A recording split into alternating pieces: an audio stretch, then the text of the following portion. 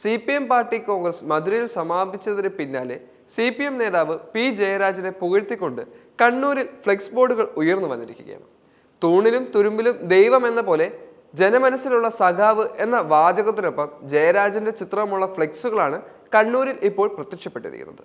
CPM ശക്തി കേന്ദ്രങ്ങളായ Kakkoth, RV, മെട്ട ഭാഗങ്ങളിലാണ് ഇന്ന് പുലർച്ചെയോടെ flex ബോർഡുകൾ കണ്ടെത്തിയത്. ഇന്നലെ സമീപിച്ച പാർട്ടി കോൺഗ്രസിൽ P.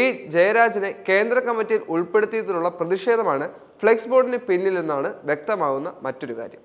സംസ്ഥാന സമ്മേളനത്തിൽ P. ജയരാജനെ സെക്രട്ടേറിയറ്റിലേക്ക് ഉൾപ്പെടുത്തിയപ്പോഴും ജില്ലയിലെ പാർട്ടി അനുഭാവികൾ സാമൂഹിക മാധ്യമങ്ങളിൽ സമാനമായ പോസ്റ്റുകൾ ഇട്ടിരുന്നു.